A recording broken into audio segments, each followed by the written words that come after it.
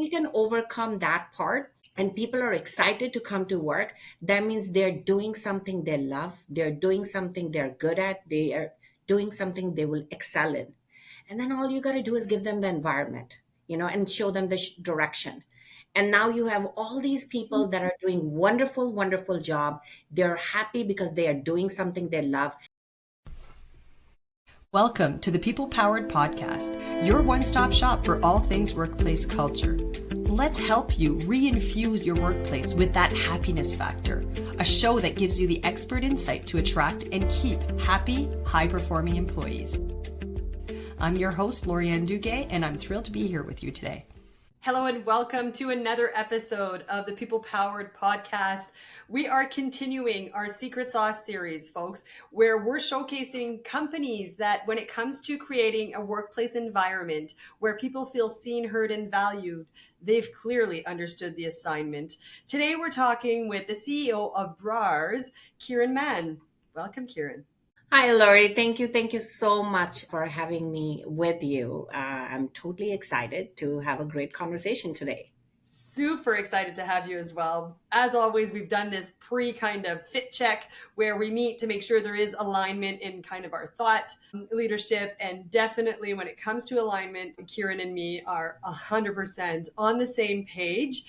So before we deep dive into what are some of the features or your experiences within Brars that have helped you kind of shape this work environment where people feel seen, heard, and valued, let's first start with you sharing with our audience how Kiran got to doing what Kiran does today. Wow, that's a great question. I think Brars has been an amazing platform and an organization in my life, I would say.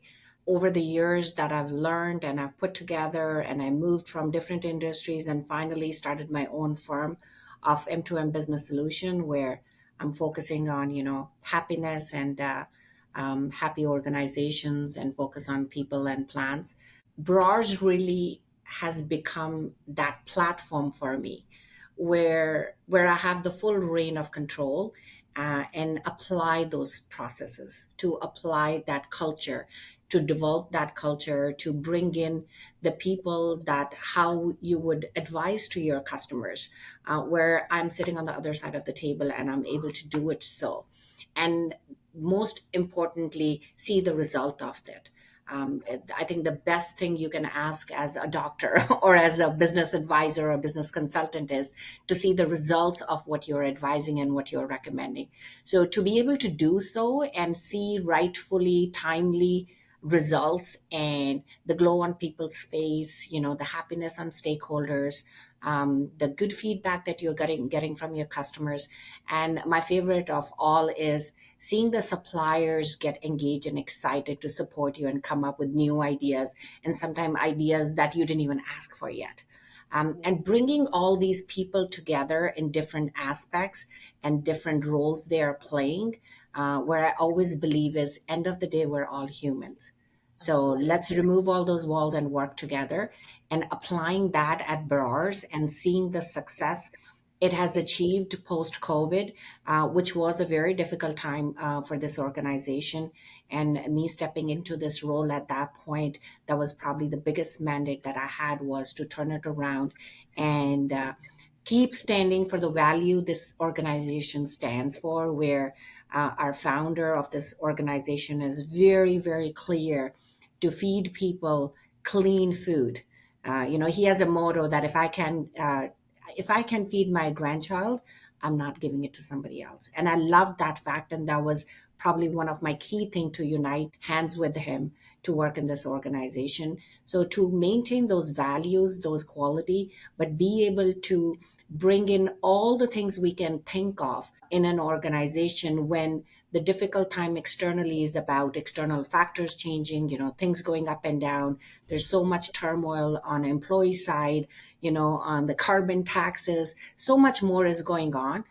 While we're trying to keep an eye on that, but focusing so much internally first to see what we can do internally before we are focusing on externally.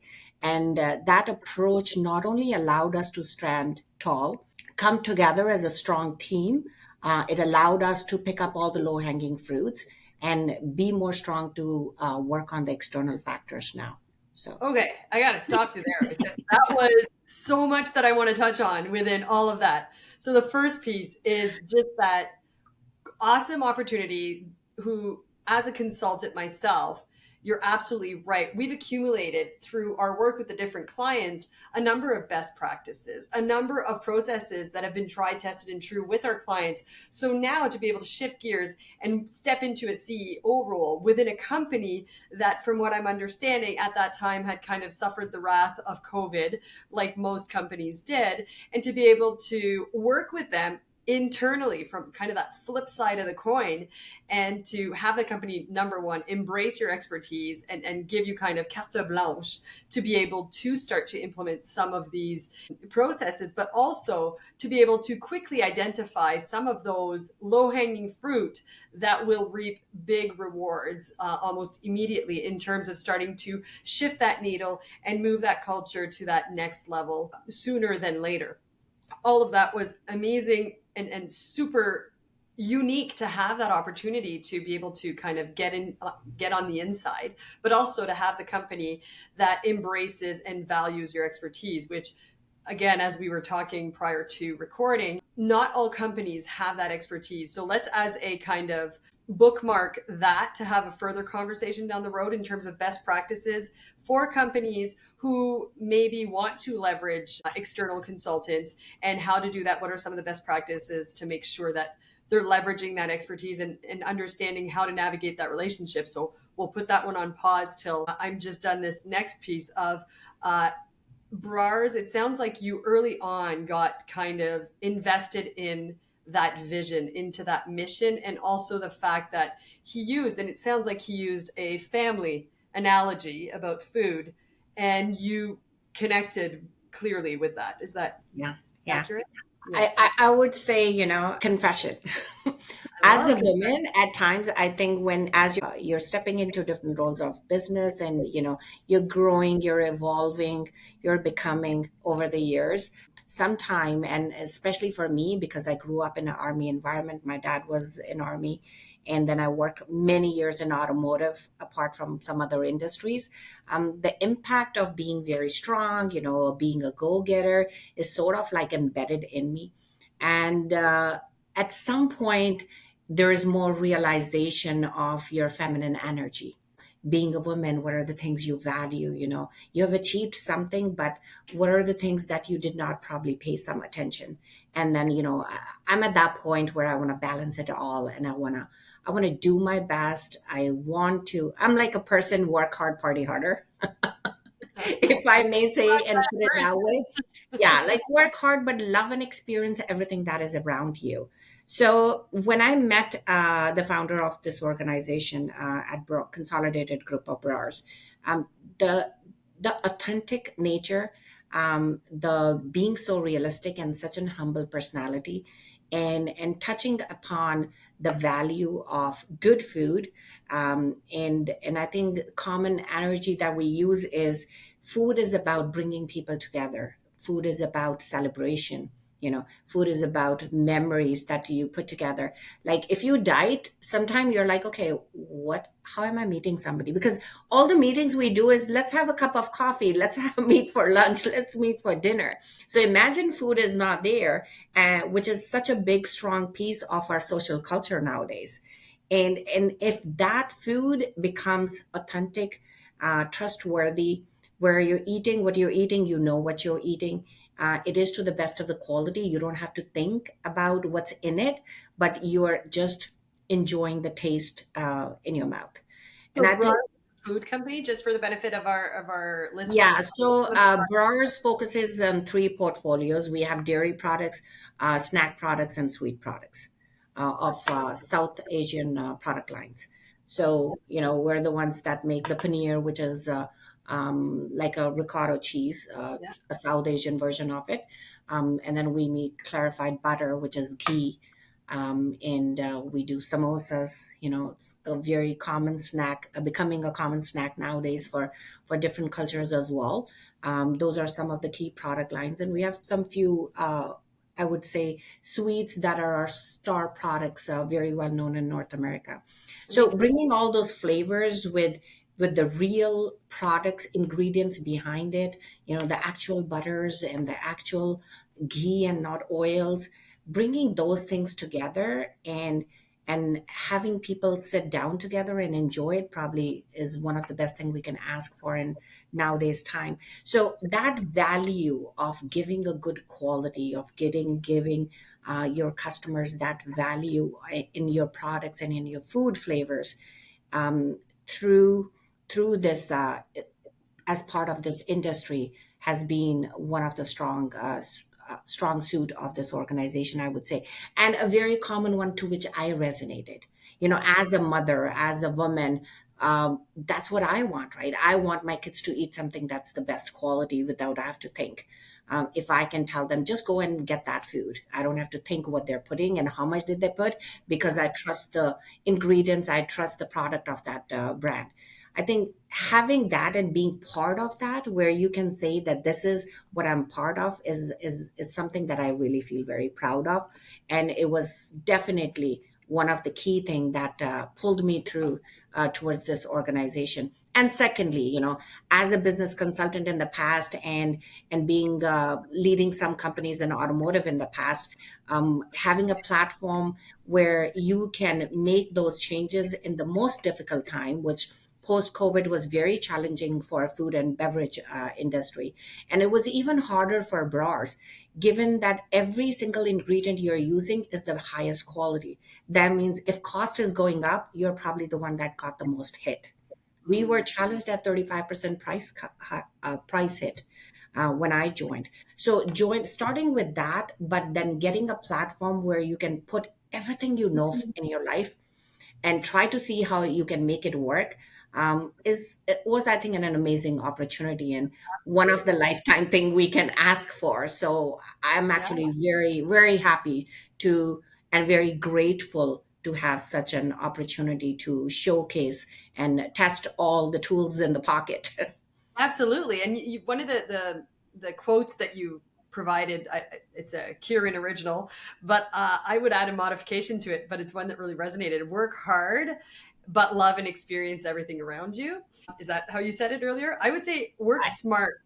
I don't believe in working harder. I believe in working smarter. And that is 100% from what I understand, what you do with companies and what Yeah, I, as a yeah, consultant, do with companies. It's about coming in and realizing how can we do this differently yeah. to eliminate, some duplication of tasks. Why is work being done twice? How could we increase that clarity so everyone understands where their role starts and where their role ends and where their role blends into the role of the next person if there's interdependencies, right? And just really being able to help organizations work smarter, all the while building a culture that appreciates, recognizes, and values loving and experiencing everything around you. I think that is, it sounds like Brars is a company that is like minded with how I feel about what the world of work needs to look like. So now let's deep dive a bit more into kind of that transformation that you were able to support Brars into stepping into from the point where they are suffering. What are some of those low hanging fruits that you alluded to? Because I feel like a lot of companies fail to recognize some of those low hanging fruits that will ultimately lead to some slight pivots in their trajectory and move them from going towards a very bad kind of outcome a bit closer towards a path of success and growth. I think one of the things that I've learned or experienced while applying different tools along the way is when you're in the hot seat, there's a lot of data coming at you. There's so much information coming. There's so many perspectives coming, and your job is to filter it all, and Mm. then pick the pieces that you think are right, and then stand by it. It seems easy. I would say the leaders would agree it is not that easy. You do question yourself. You can doubt yourself. We may not admit as leaders, but we do. We're as human as everybody else. And one thing that has worked for me is going back to the whiteboard. You have so Mm. much coming in, and if you're trying to pick from where you are and start making decisions, you have too many paths kind of projected in front of you. So going back to the whiteboard and first identifying what are your strengths, what is your vision, what are the values you stand by, and what do you want to be known as, because that kind of creates a scope for you, and that also gives you a full clarity of the path you want to go, or I should say the destination you want to reach. That's true. And And then it's your once start you, for yeah, decision once you making. know, yeah, like you would agree, as a business consultant, one of the key thing we do is where are you today, where do you want to be, and let's go the gap analysis, right? So I think getting that whiteboard picture clear allows you to see where you are. And then once you know what's your destination, then you know what are the different paths you can pick on and find the right wise one to go towards that.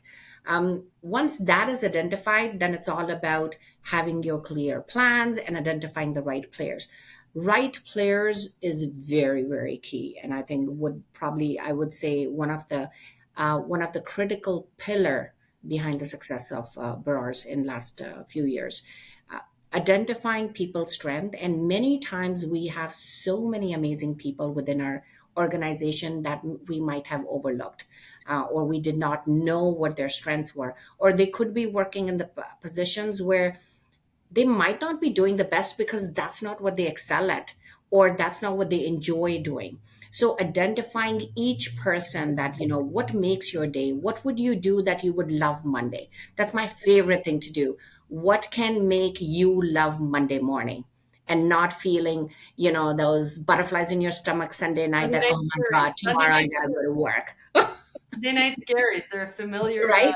familiar experience. Yeah, absolutely. Yeah, Especially so if we now. can, yeah, if we can overcome that part, and people are excited to come to work, that means they're doing something they love, they're doing something they're good at, they are doing something they will excel in.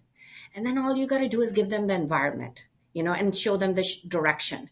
And now you have all these people that are doing wonderful, wonderful job. They're happy because they are doing something they love. They come up with some amazing ideas, amazing thought process. They think outside the box. All those models automatically apply because you have given them that magic space where they can do the best they can.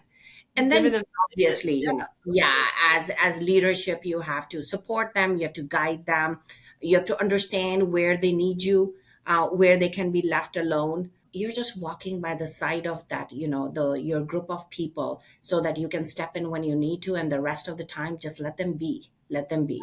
um, Let them be and do. let them Let them be. do All it by your your job is to inspire them. Our job is just to support them when they need to declutter the cloud if they arise, and show them that end goal that we're working towards.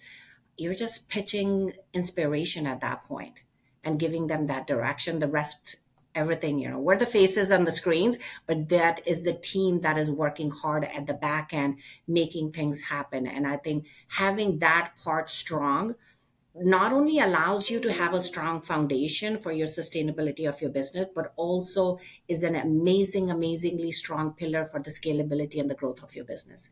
And is, I would say, is a true answer to so many things that we're talking in the market about, not having enough talent in the market, not having a talent that can be matched, the struggles we're challenged with engagement, the struggles we're challenged with the retention.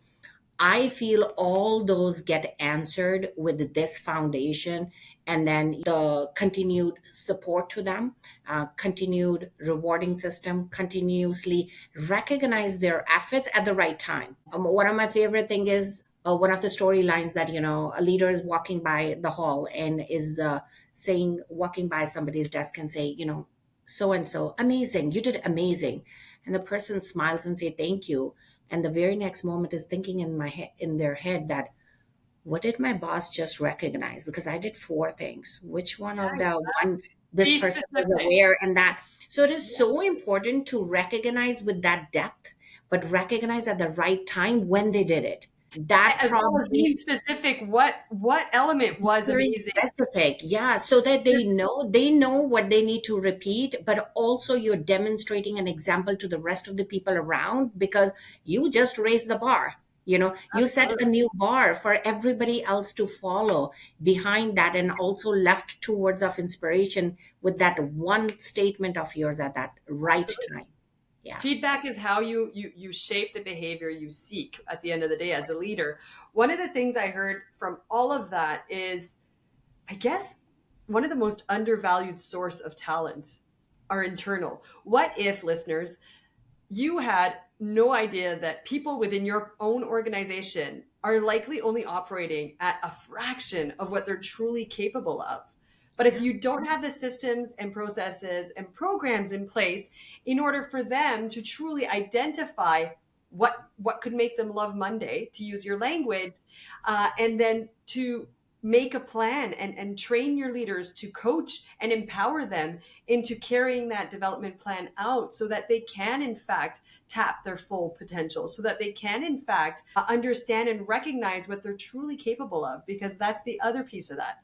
Most people are operating at what they believe their full potential is, but it Yeah. is in fact only a fraction. That with the right coaching, mentorship, and empowerment, they would likely be able to level up significantly. So, just food for Yeah. thought to our listeners to think about what are some of the systems we've got in place that are facilitating not only identifying what those growth goals might look like, identifying what the strength, our internal bench strength is from not only kind of actual numbers of people, but in terms of skills and competencies, and how are we making sure that we're aligning to the best of our capabilities and operational requirements, those skills and capabilities to truly leverage what we're Yeah. capable of.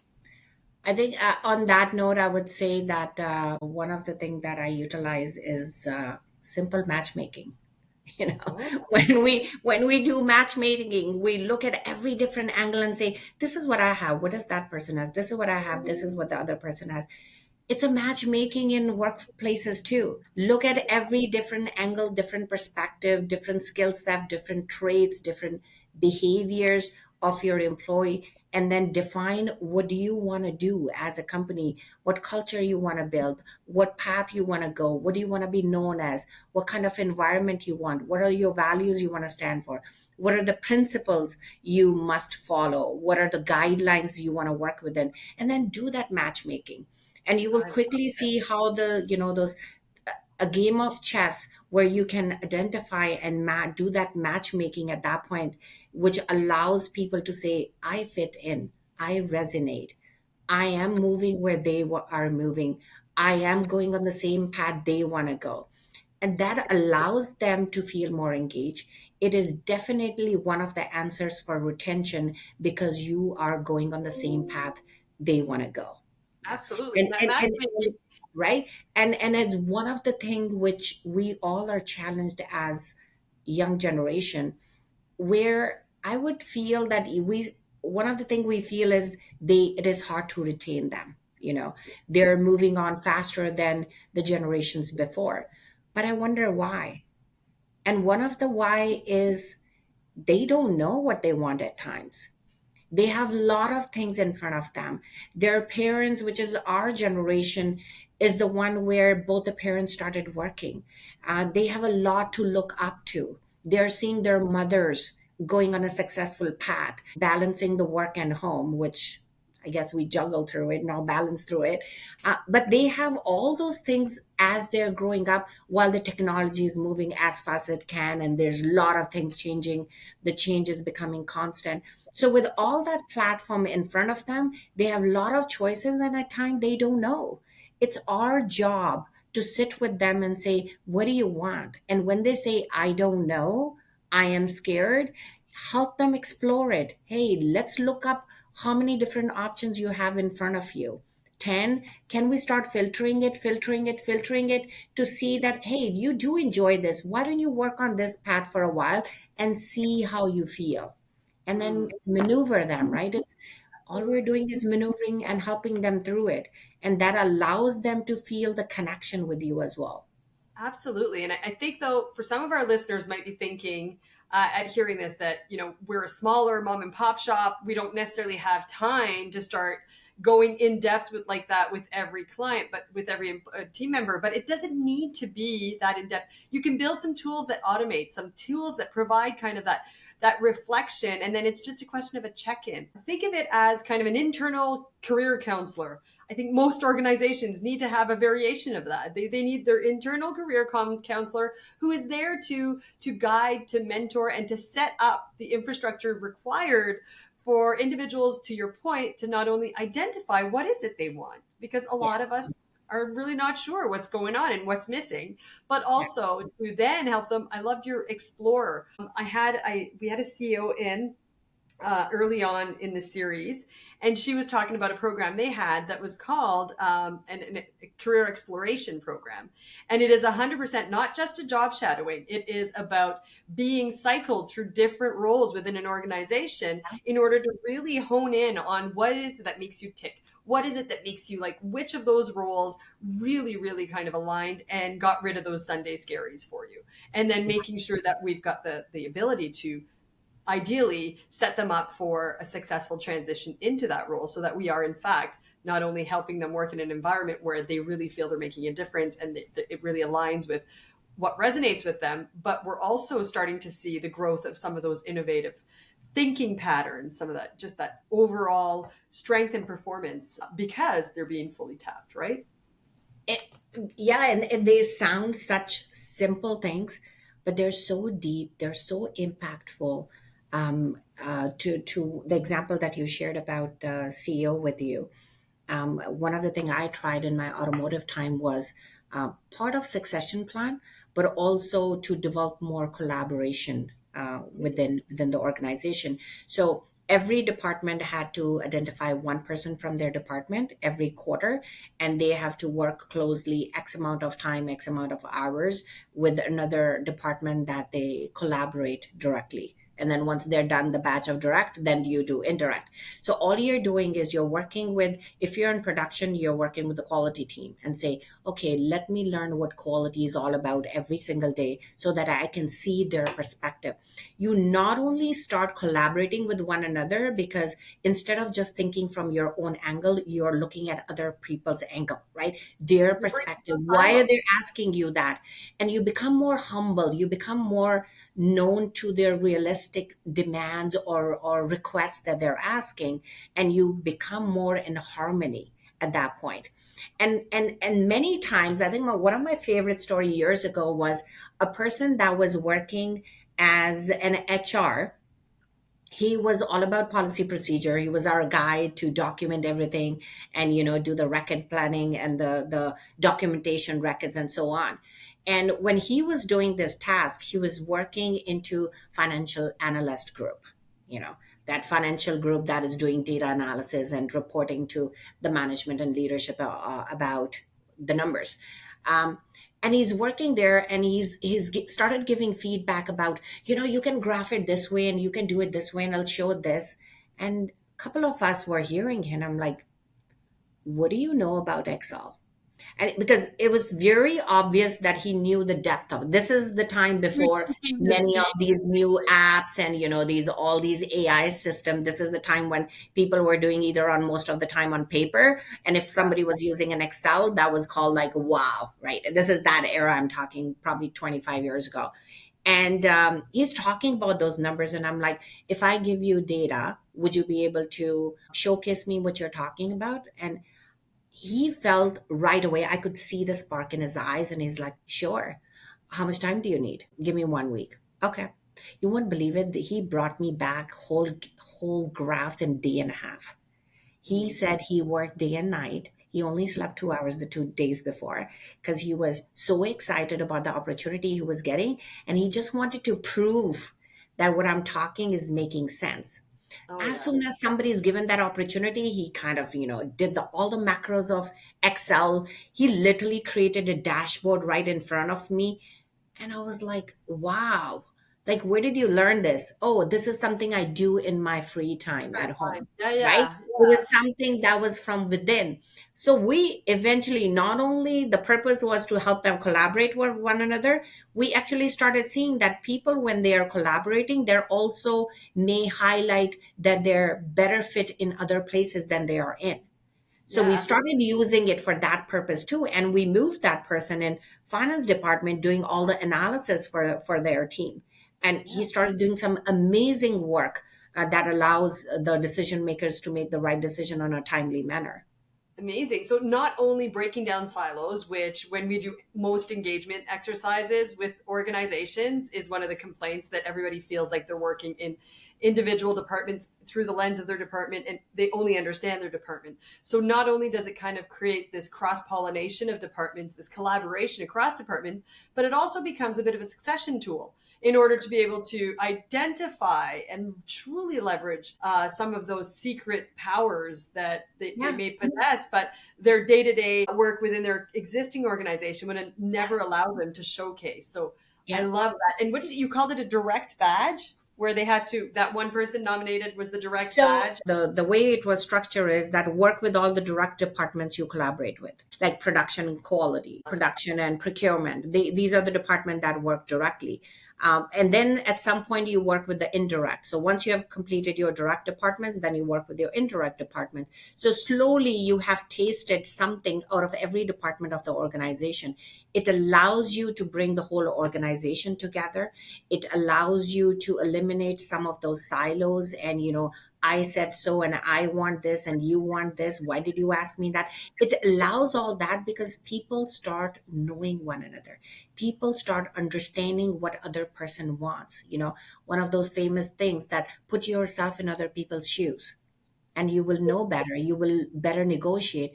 It allows you to experience, not just know it, it allows you to experience, because knowing about and knowing are two different things. So Mm, knowing about what they want doesn't allow you to feel the connection, but when you're experiencing, it allows you the full knowingness, and absolutely. that allows people to understand one another better. And also, when secondly we were able to figure out that they are actually maybe better fit in another department, it was not only awareness for us or a new thing for us. Many times it was a new thing for that employee as well. I They love did not know they had that hidden talent. They did not know that they are better there, or they feel better, or they're more happy there. They didn't know that skill set of theirs. Like many times, Lori, if you feel that at times some of the things we do, we feel, that's a default, yeah. and you ask the other person, they're like, no, it's not default. I struggle to do that. And Mhm. many times, those talents that we have within ourselves are very basic to our eyes and our heart, but it is not to other people. And that comes out during these type of exercises as well. Relationships. And I have to, of course, talk about the happiness factor. And when we talk about what are those fundamental needs that should be met within a workplace in order for someone to feel happy and fulfilled, that program you just described hits so many of those needs of Yeah. feeling clarity of role, understanding how my role factors in to the role of the next person, understanding you're not just a number, understanding an awareness that the reason they're asking for this or they're pushing back on that is because they need that piece, because now you have the knowingness, to use your language, of what they then need to do with it. So if I'm providing it crooked, I use the example of someone I know who works in a sawmill, and there's so much interdependency within a sawmill that if that initial person at the start of the production line feeds that first log in crookedly, and so for the remainder of that production line, they're only ever, from a quality perspective, going to be able to produce a subpar piece of wood at the end, right? And so that in and of itself can create a lot of tension and friction and conflict within a workplace. If you're able to start to foster that awareness, that understanding, that knowingness of the why behind certain asks within different departments, and that just understanding of what it is they need to get done and why they need to get it done, game changing in terms of quality, in terms of performance, in terms of even productivity, right? Yeah. So many amazing. I really, really, really appreciate that share. I think it's something that listeners, regardless of your industry or business model, you can likely adapt a parallel of it to make sure that you are creating those opportunities for cross pollination, those opportunities for feeling like you're investing in their exposure, in their growth, in their development, all of which, as we mention all the time, and the happiness factor are key to people feeling truly plugged in to your company and really operating at their full potential. We are at 35 minutes soon to be, and I really want to unpause that initial piece that we talked about on how companies, when they need to leverage, well, first of all, the benefit of leveraging external consultants is about kind of increasing your capacity on an interim basis to be able to build some of those more structural foundational pieces that we might not internally have the bandwidth to put into place because we're busy in that transactional day-to-day stuff. So what I heard from you is, when before we were talking, before we even started recording, was that it's great as a consultant when you can work with a company that truly values and embraces your expertise and is open to doing things differently. Because usually, if you're at the point of having to reach out to a consultant and have to source external kind of support, it's because internally you've been trying to get it done for the longest time and it's just not happening because too many things are happening. And we all know what they say: if you always do what you've always done, then you'll always get what you always got, right? So by being able to leverage that external support is how you're able to kind of level up much more quickly than you might have if you were to rely on internal resources. But also in terms of building up your internal resources, depending on how the consultant works, I was always a huge fan of, let me guide and support your team so that they then acquire the skills and can maintain and manage in the longer term. All your work with clients through your personal business, can you share some of the best practices or maybe some pointers for companies who are considering leveraging external consultants? I think you rightly said that, if you keep on doing what you have been always doing, you're going to keep getting the same result, right? So if you want a change or you want a different outcome, you got to try something different. I know it's hard. It is sometimes not in the comfort zone of people. It is out of their usual self, but you got to step out, overcome your doubts and fears to try something different and achieve different results. So once you have the clarity of what you want, it is very critical while we're doing our blank you know whiteboard all over again. It is important to know what your strengths are. Like, I apply SWOT to anything and everything. I apply SWOT to my kids and I. What are your strengths? What is mine? What is your area of opportunity? And we change the word weakness to area of opportunity. Weakness Nice. is, it just makes me feel I'm going down. Yeah. And when I replace that word W with Threat opportunities, opportunities. it Yeah. just allows me, okay, girl, you got to have some challenges to work upon, right?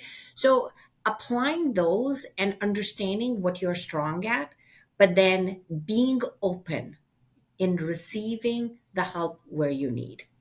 Mm, Being very open to identify that this is the area I strongly stand tall, but mm, these are the areas I can take help. Be open to that help. Taking help, asking somebody else to step in to support and fill the gaps is not undermining us. It is giving us the fuel we need to go robust. mm. So identifying that and accepting is important. First is knowing. Once you know it and you're self aware, I'm damn good here, I can use some help here, then be open to say, I am open to receive help. And if you're open, then look for the right players. And once you have the right players, trust them. Have the faith that they're going to do what they're good at as you're going to do what you are good at. And together you're completing that picture.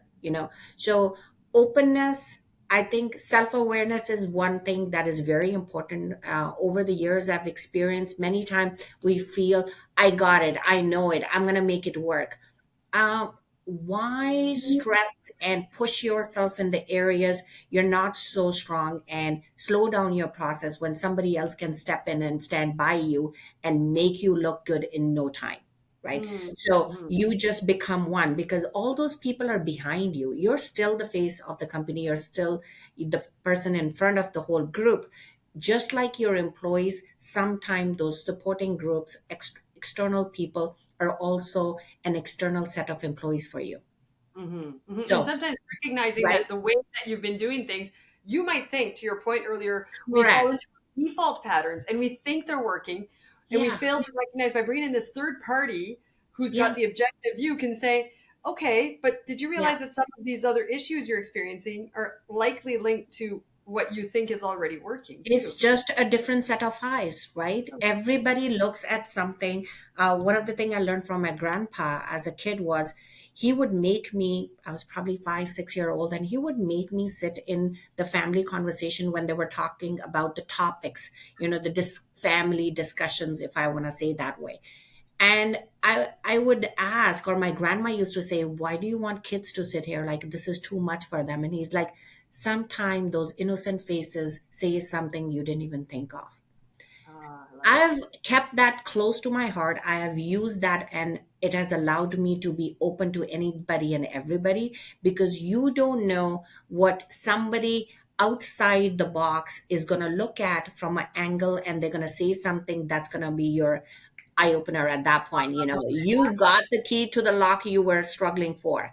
So it's okay to look at those things. You pick and choose what you want. If it is not something that fits in, walk away.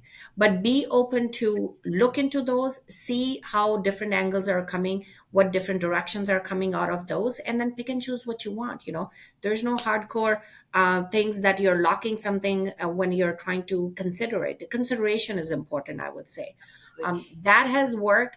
And many times I have seen that even if you're out of industry, I think that's another of the norm that can be worked upon in the coming years. Is sometimes we feel like we want people from our own backgrounds. We want employees of our industries. Oh, I want 10 years of experience. I want 20 years of experience. We're looking at those experiences, and what is it doing? Then the compensation package is going to be higher and higher based on the years of experience you asked for. Did you really need it? Maybe you didn't. So why don't we diversify our employee set? You do need people that are 20 years, you do need people that are veteran. Like, we're probably from that age group, where we can add that value of experiences, different stories, different, I would say, environments we were in, and we can bring those storylines to give some direction. But so can somebody that is in early 20s and are just entering the workforce.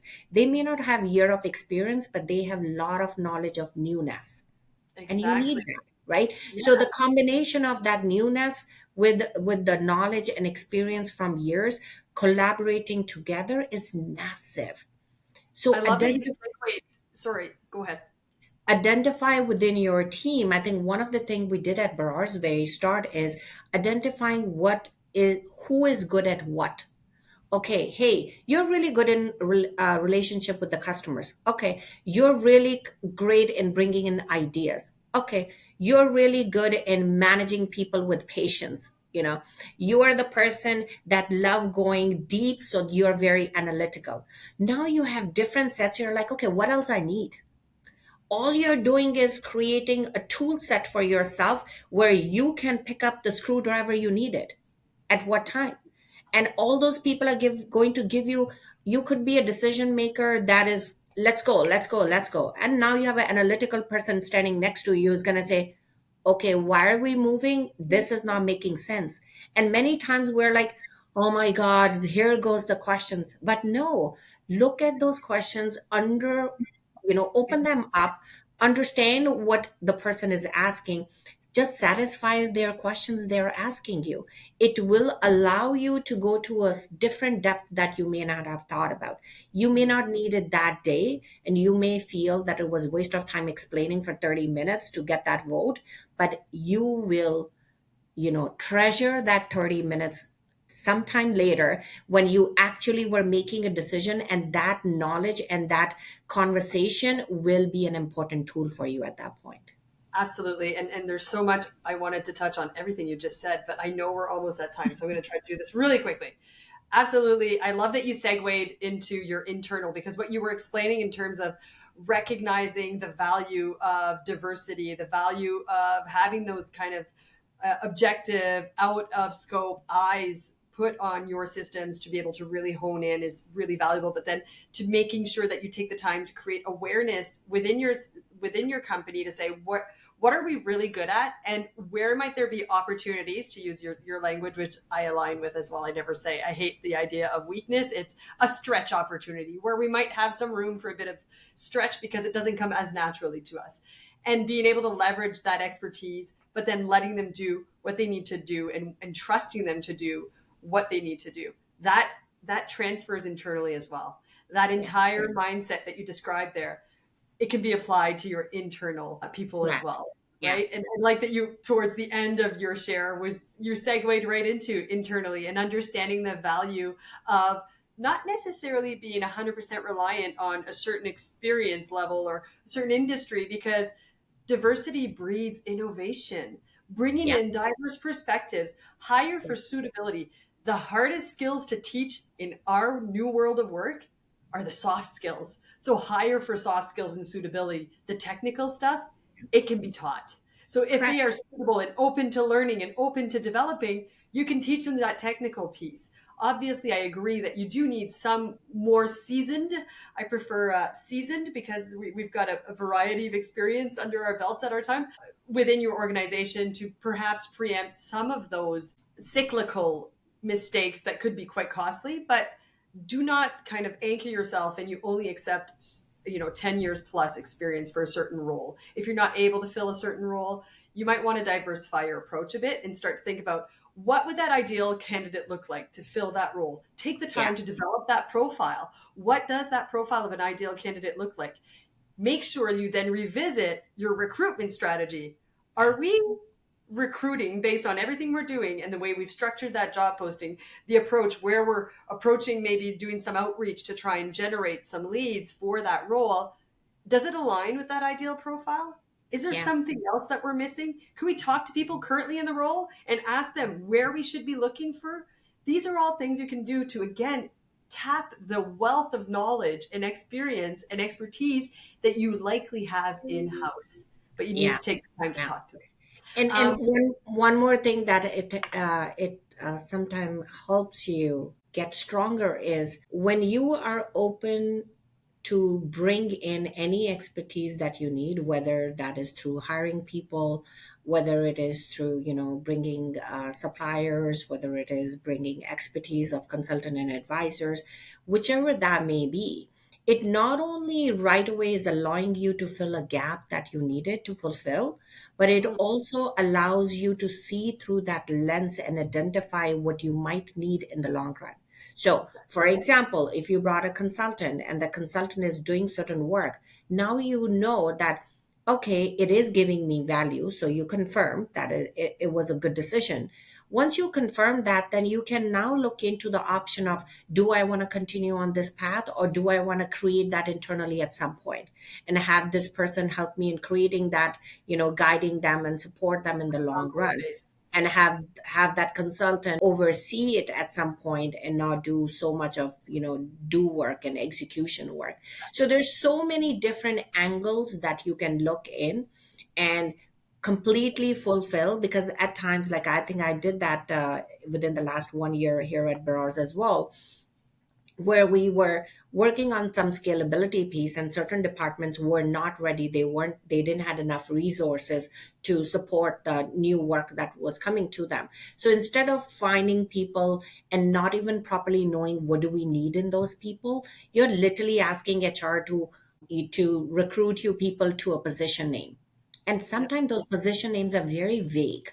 So what worked was bringing somebody from outside, having them work, which not only they questioned us and drilled us so much into that area that it allowed us to say, yay, that's what we need.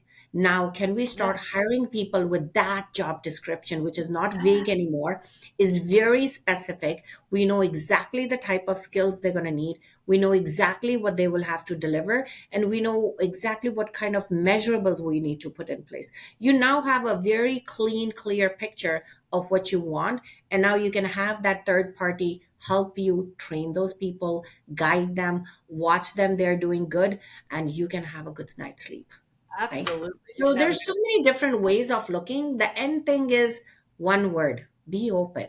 Be open to whatever universe is bringing to you, and you can explore and pick up whichever one is the right fit. I was just about to say, and if you had one nugget of wisdom that you wanted to leave our audience with, but encompassing now everything we've talked about, what would that one nugget of wisdom be? I always say that clarity, being very clear of what you want, being very clear of who you are, being very clear of who you want to become. I love That that. knowingness, that self awareness allows you to be confident. And as a combination of clarity plus confidence is I would say for me, it is the basic two words on the path of success and on the path of achieving whatever you want to achieve in life. Absolutely. And I think what you just shared there, those words of wisdom, apply both on an individual level as Yeah, well as on a corporate level. So correct. thank you, Kiran. That was amazing. We are way over time, 51 minutes, which is one of our records, but we could have kept talking forever still. So thank you. To all our listeners, as I mentioned every single episode, I hope you found this helpful, but I do want you to think about everything you've heard, reflect, find one thing that you could do differently to start improving on the happiness factor within your company, and go do that. Thanks for joining us for yet another enriching conversation. To hear more about today's guest, make sure to check out the links in the description of the episode. Liked what you heard? Make sure to like and share this on all your socials. Want to continue the conversation? Head on over to our social media platforms to keep it going. Ready to find out how your workplace culture measures up? Then make sure to check out our website at www.bepeoplepowered.com. That's www.bepeoplepowered.com to take our free Happiness Factor culture check. And then sign up for our also free People Powered portal to start building your very own culture transformation action plan. Finally, make sure to subscribe to our show to make sure you don't miss another valuable episode.